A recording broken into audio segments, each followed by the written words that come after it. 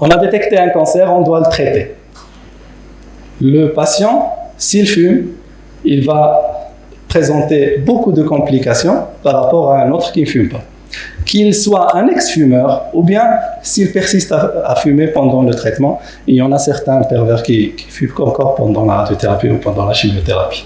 Donc on va parler des traitements oncologiques, commençons par la chirurgie, qui est un traitement loco-régional, au même titre que la radiothérapie, traitement loco-régional toujours, ou bien un traitement systémique à base de chimiothérapie.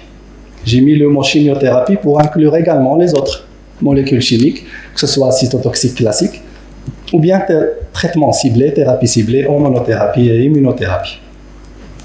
Chaque cancer, il a un type de protocole à suivre en fonction de la localisation anatomique, en fonction du type histologique et en fonction du stade et bien sûr en fonction de l'état général du patient s'il pourra ou pas supporter un tel ou tel traitement. On commence par la chirurgie. Un patient tabagique qui est apte à se faire opérer sur le plan bilan d'extension aura besoin de plus d'anesthésique au bloc qu'un non-tabagique. Pourquoi? Parce qu'il y a beaucoup de spasmes et de toux par l'irritation chronique de ses bronches. Également, il aura besoin de plus d'oxygénothérapie lors du réveil, dû à l'hypoxie chronique. Après réveil, en post-opératoire, on aura plus de chances d'avoir une infection respiratoire, en post-op précoce, plus de chances d'avoir une thrombose ou une phlébite à cause de la viscosité sanguine très élevée.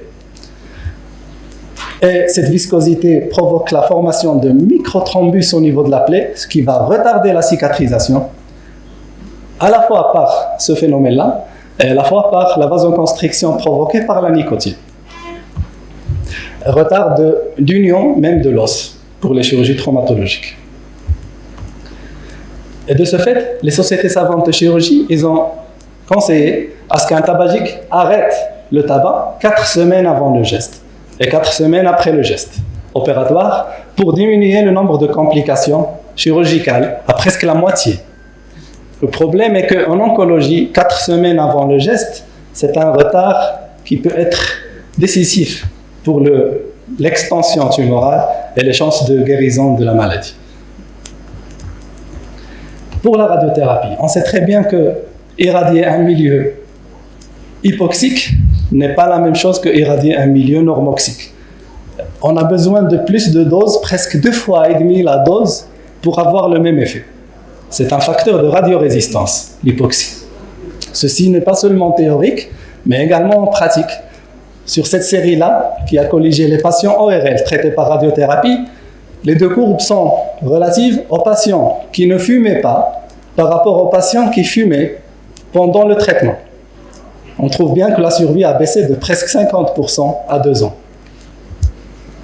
Juste fumer ou pas pendant le traitement a fait baisser les chances de guérison à la moitié.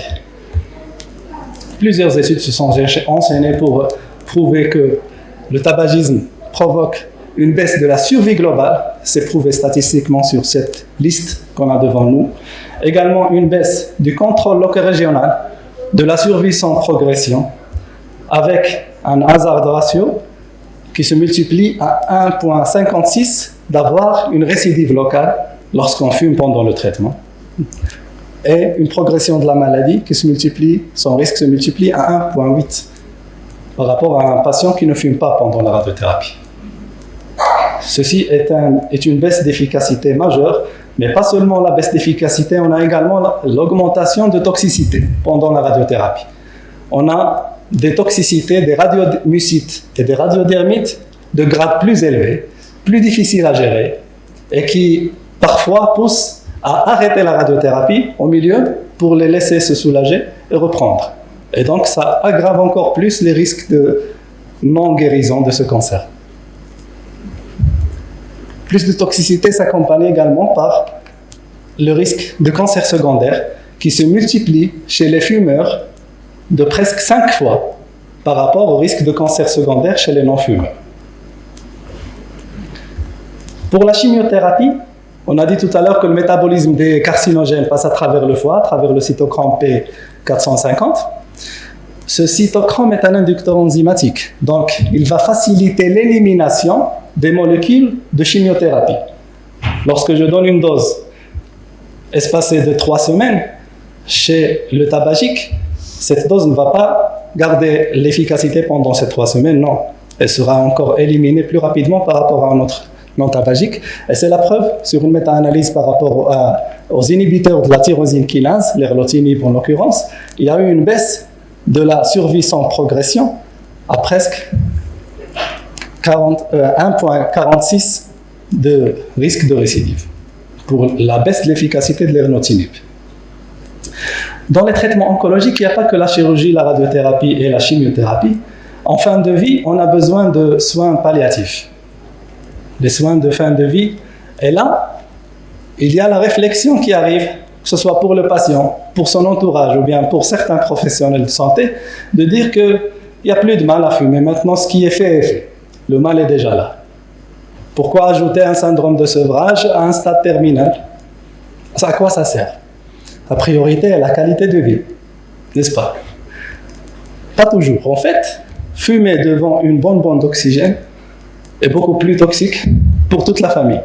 C'est une bombe à retardement jusqu'à ce qu'il y ait une inflammation. C'est très inflammable. En plus du risque de la progression de la maladie qui va s'accélérer encore plus, des douleurs qui seront plus difficiles à gérer.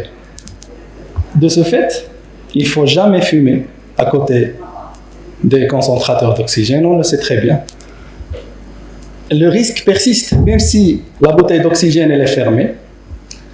Et l'Association internationale des sapeurs-pompiers a donné une réglementation en fonction des besoins. S'il y a un besoin entre guillemets de fumer, s'il y a besoin de fumer, il faut attendre 10 minutes après la sortie de la maison où il y a un concentrateur d'oxygène pour laisser la concentration d'oxygène, laisser le corps s'en débarrasser parce qu'il persiste sur les vêtements et sur les cheveux.